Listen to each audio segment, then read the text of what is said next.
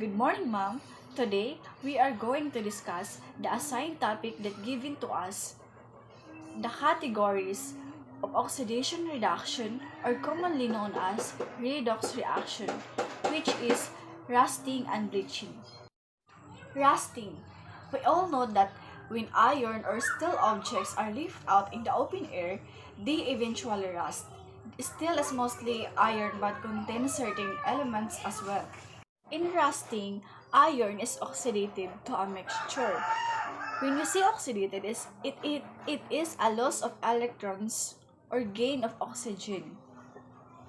Example of rusting in chemical equation. We have two examples of rusting of iron in chemical equation. Number 1, 4 moles of iron reacts with 3 moles of oxygen produces 2 moles of iron oxide.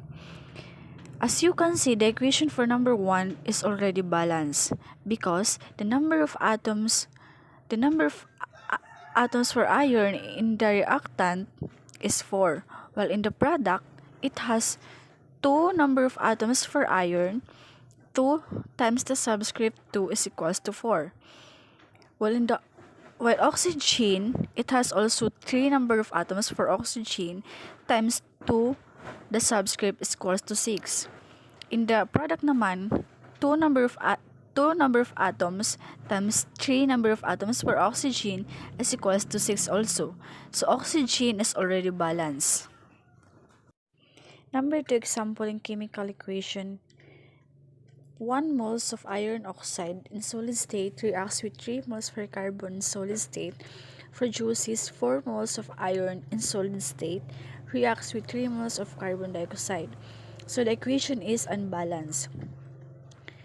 To make it balanced, we need to add 2 in the reactants before the elements iron, 2 if A, the subscript 2, oxygen plus the subscript 3, 2 times 2 is equals to 4. So iron is balanced. 2 times 3, 2 times the subscript for oxygen 3, 2 times 3 is equals to 6. So in the product, 3 moles of carbon dioxide times the subscript 2 is equals to 6. So oxygen is balanced. In carbon naman, 3 moles of carbon in the reactant and 3 moles for carbon in the product. So carbon is already balanced. So the equation is balanced. The fourth categories of oxidation reduction is bleaching. Most bleaching involves oxidation and common bleaches are oxidizing agents. The colored compounds being bleached are usually organic compounds.